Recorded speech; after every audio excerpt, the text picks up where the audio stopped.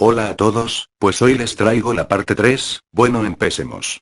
Esta historia se llama Mientras duermes. Todo empezó hace muchos años, cuando yo era pequeña y vivía en casa de mis padres, me inquietaba mucho el mundo de lo oculto y mis amigas y yo nos pasábamos el día intentando contactar con espíritus y cosas parecidas, cosas de niñas. Un día hice en una hoja de papel lo que se puede parecer a una tabla ouija e intenté contactar con alguien del más allá, no pasó nada y pensé que esas cosas eran tonterías que la gente se inventaba, pero desde que lo hice, aquella habitación no ha vuelto a ser la misma. Primero empecé a ver a un hombre mayor sentado en mi cama y me miraba como dormía, solo os puedo decir que se pasaba todo el tiempo que yo podía soportar su presencia sentado a mi lado mirándome, luego se difuminaba y sentía como su peso desaparecía de mi cama, es que sentía que estaba sentado. Mi madre, por supuesto, no me creía, pero yo horrorizada conseguí que me cambiaran de habitación. Mi hermana, 2 años más pequeña que yo, a la que os prometo que jamás conté nada, empezó a ver a ese hombre al poco tiempo y mi madre optó porque durmiéramos las dos juntas en otra habitación. Pero tuvimos a nuestro hermano pequeño, 11 años más joven que nosotros, y cuando tenía 3 añitos, empezó a dormir en dicha habitación y no tardó mucho tiempo en empezar a ver al señor en cuestión. Al final, tuve que volver yo a dormir allí, yo ya casi estaba así, sé que alguien puede pensar que si fuera verdad no lo harías, pero mis padres no iban a cambiar de casa por algo en lo que no creían. Además, el hombre lo único que hace es mirar cómo duermes, acabas por no tener miedo. Pero que estaba ahí, estaba. Aparte de eso, pues en casa siempre pasaban y pasan cosas algo extrañas. Ruidos raros, puertas que se abren, alguien que mencionaba mi nombre, sonidos de llaves, pero al que hoy es mi marido, le pegó un susto de muerte. Recuerdo que salimos a tomar algo, y por algún motivo nos enfadamos y discutimos, llegamos a mi casa y yo me fui llorando a mi habitación, me quedé allí y me parece que me quedé como dormida o algo así, porque recuerdo que Luis me despertó horrorizado y me sacó de la habitación. Le pasó lo siguiente. Era verano y se echó en el suelo y puso la tele, recuerda que intentó coger el mando para cambiar de canal y no se podía mover, comenzó a oír pasos que venían de la habitación donde yo estaba, pasaron por el pasillo y llegaron donde estaba él, los pasos le recorrían la silueta de su cuerpo, tumbado en el suelo, inmóvil, sin poder hablar y mientras alguien le hablaba en una lengua como antigua, no sabe explicar el tipo de idioma que era, ni siquiera la voz, no parecía ni una voz de hombre ni de mujer, no sabe explicarse. Después, los pasos se volvieron al pasillo camino a mi habitación y entonces fue cuando se pudo levantar e ir en mi busca. La casa sigue en el mismo sitio, mis padres viven en ella, y mientras no duerma alguien en esa habitación, no sé si ese hombre sigue mirando cuando duermes, la niña del cementerio. El día miércoles 18 de mayo de 2005 Juan Ramón Sáenz del popular programa La Mano Peluda entrevistó a Facundo del programa Incógnito, quien tuvo hace algunos días una experiencia terrible y espeluznante. Facundo narró lo siguiente. Él se encontraba grabando un programa sobre fantasmas para presentarlo en la siguiente emisión del mismo, para esto se trasladó a un cementerio de la Ciudad de México, él llegó junto con su equipo, lo extraño empezó ya dentro del panteón donde él andaba con su cámara grabando, cuando en eso sintió que alguien le arrojaba piedritas, cosa que no extrañó a él, pues pensó que era parte de su equipo el que le quería jugar una broma, por lo que tomó una piedra y la lanzó para el lado que venían, le extrañó que su equipo se encontrara hacia el otro lado de donde vinieron las piedritas. En eso Facundo escuchó mientras grababa como que hacían unos ruidos, que pensó que era un gato, pero luego escuchó bien, mamita ¿por qué me dejaste?, decían en voz de una niña, entonces la curiosidad y un poco extrañado y su escepticismo le movió a ir a ver de dónde provenía esa voz. Divisó a lo lejos cerca de una tumba a una niña con una anciana de espaldas, para esa hora ya eran la 1 am y él pensó que era una niña perdida o una niña rezando con su abuelita, o tal vez alguien que vivía ahí en el cementerio, así que movido por la curiosidad empezó a caminar y llegando a unos 50 mts de distancia Facundo le preguntó que qué le pasaba, como no obtuvo respuesta se acercó mucho más y hasta estar a unos centímetros de ella con su cámara grabando, en eso le volvió a preguntar Facundo si estaban perdidos, y extendió la mano para tocarle el hombro, cuando de repente volvió y era un rostro de una niña con los ojos rojos que lo miraron. Facundo tiró la cámara que traía y arrancó a correr como loco, así estaba y dice que sentía que las dos personas venían corriendo tras de él.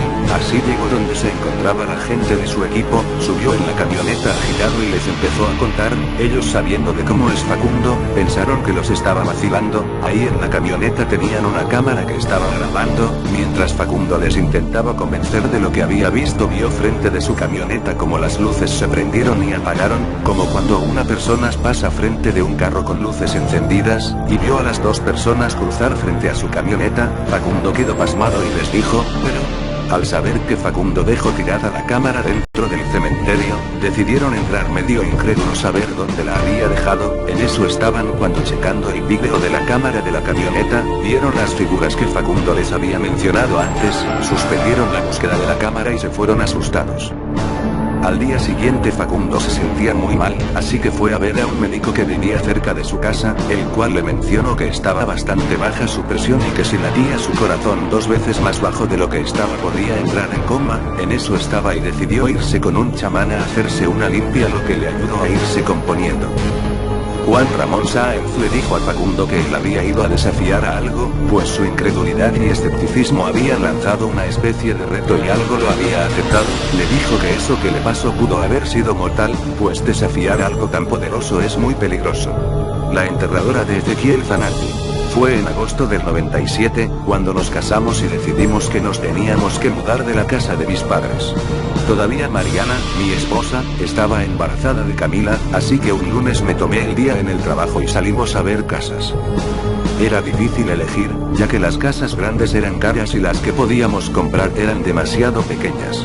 Pasamos por varios barrios, hasta que llegamos a Belgrano. Allí había una casa que estaba a la venta, y que era medianamente accesible, teniendo en cuenta que era una casa estilo colonial, pero estaba muy bien cuidada a pesar de eso. La mujer de la inmobiliaria entonces comenzó. Esta es una casa que data del siglo XIX, por lo que pueden ver está impecable, es amplia, acá está la cocina y más allá hay 2 habitaciones y, junto a las habitaciones el baño. Nos mostró la casa que nos había convencido mucho, tenía un parque trasero que era realmente inmenso y en medio un muro ya viejo. Si bien tendría que pedirle a mis padres dinero para terminar de pagarla, valía la pena aprovechar la oportunidad. Decidimos entonces comprarla.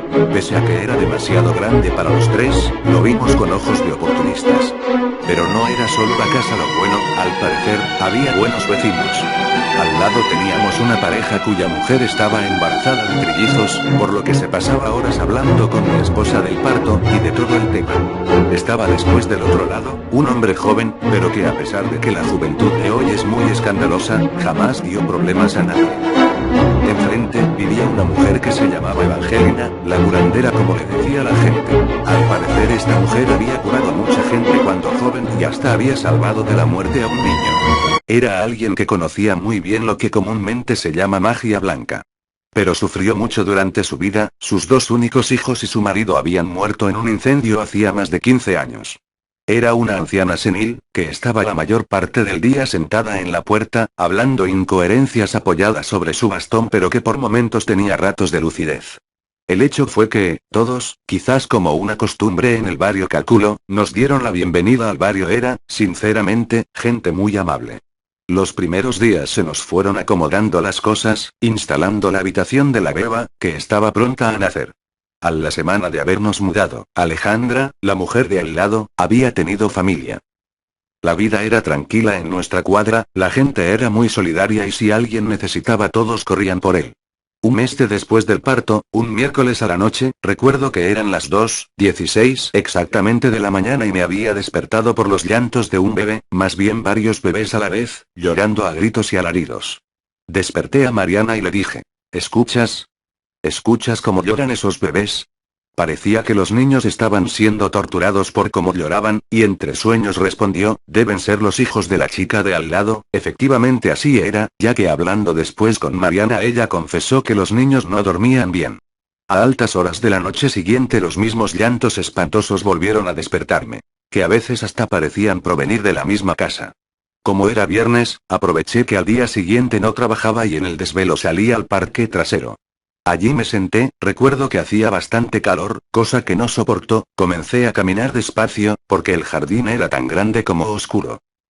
Cuando llegué al ombú sentí un escalofrío digno de un día de temperaturas bajo cero, me detuve un segundo frente al árbol y me pregunté por qué, pero no fue nada alarmante para mí, así que, seguí mi marcha esta vez hacia un banco que había ni bien salía uno de la casa. Entonces me senté, tiré la cabeza para atrás y di un suspiro, volví nuevamente la cabeza hacia adelante, me llevé las manos a la cara. El calor se estaba empezando a volver agobiante. Cuando levanté la cabeza miré hacia el ombú y vi a una mujer, alta, vestida de negro, o al menos eso parecía. No sé si me estaba mirando o no, ya que no había casi luz en ese parque, pero sí recuerdo que estuvo allí unos segundos, inmóvil. Cerré los ojos con fuerza, y al abrirlos, la mujer había desaparecido e instantáneamente los bebés dejaron de llorar. Casualidad quizás. No sé si aquella mujer fue producto del calor, del estrés o del agotamiento que venía acumulando. El tema es que volví por 3 noches más a ver si aparecía aquella mujer, pero nada sucedió, lo que me confirmó que lo de la noche del viernes, solo había sido una mala pasada de la mente. Unas semanas después, nació por fin Camila, y a los 3 días Mariana volvió a casa.